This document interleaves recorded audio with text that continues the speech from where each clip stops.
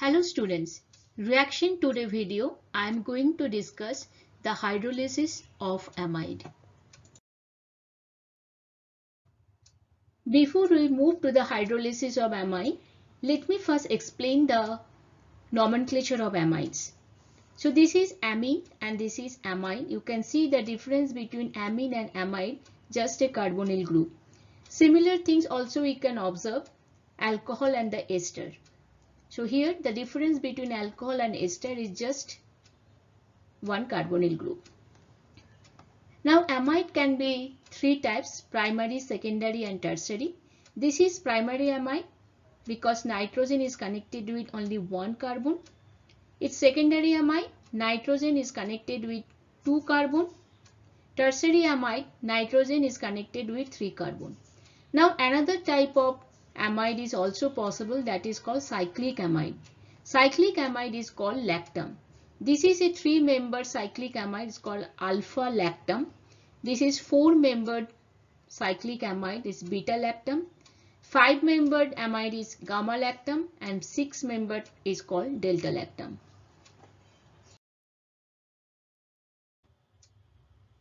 Let's explore the synthesis of amide. So first we have to convert acid to acid chloride. So we can react acetic acid or any carboxylic acid with thionyl chloride, it gives acid chloride. Then we can add ammonia to acid chloride and it will convert to amide and HCl will be a byproduct. Similarly, ammonia can react with acetic anhydride and it gives amide and the acetic acid as a byproduct. If we perform a partial hydrolysis of nitrile compounds, it also gives amide. Usually if we perform a acidic hydrolysis of nitrile, it gives carboxylic acid, but partial hydrolysis gives amide.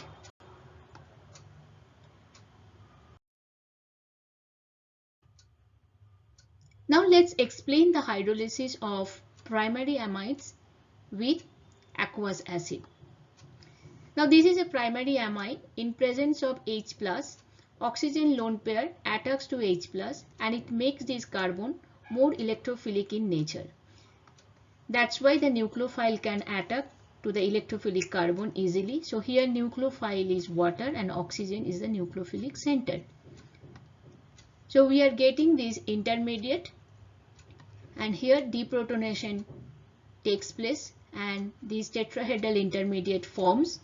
The carbon contains 2 OH and 1 NH2 group. Now NH2 will be living as a living group, but before that NH2 has to convert a beta living group to NH3, and that's why the protonation takes place and we are getting NH3+. Carbon nitrogen bond breaks, carbon become positively charged, so immediately lone pair from the oxygen moves to carbon and carbon oxygen double bond forms. Oxygen become positively charged, so this hydrogen deprotonation takes place and we get acid plus ammonia. Now ammonia will abstract one proton, it will form ammonium salt.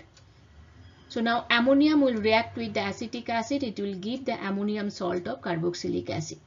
So hydrolysis of primary amide in presence of acid, it gives ammonium salt of carboxylic acid.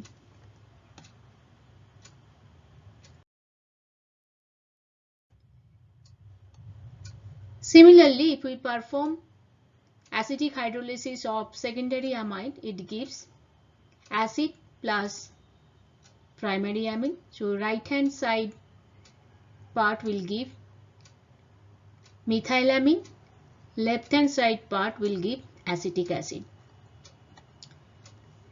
Tertiary amide gives acetic acid and secondary amine.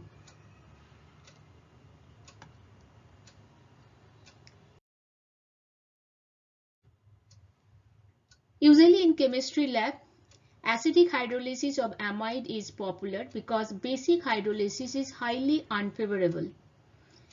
So it is not a preferable synthetic process when it comes for hydrolysis of amide.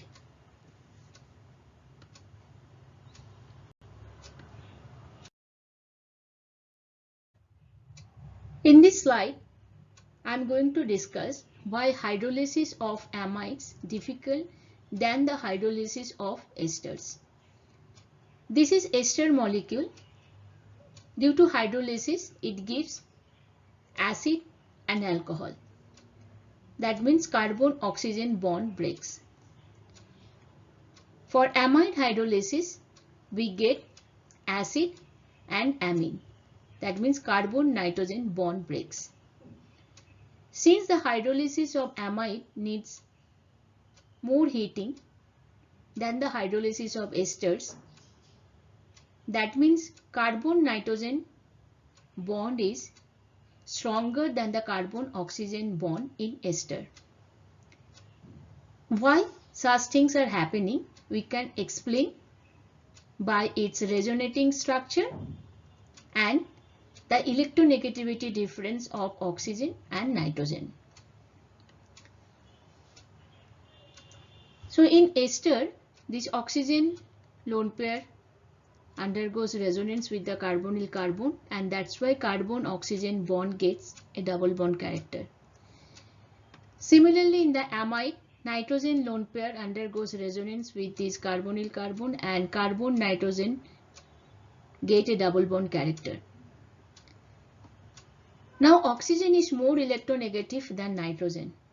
That means oxygen wants to hold its electron strongly rather than donating.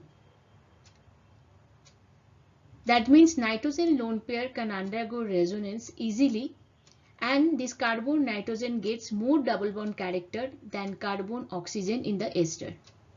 So when it is a more double bond character, means it needs more energy to break the carbon-nitrogen bond. And this is the reason that hydrolysis of amide needs strong heating than the hydrolysis of esters.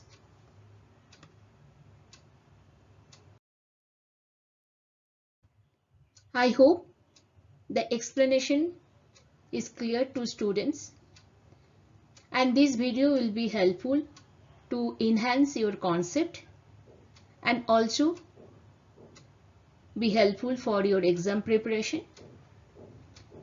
So if you find it beneficial for your study, then like this video, share it with your friends, and subscribe my channel Chemistry Affinity. Thank you for watching it.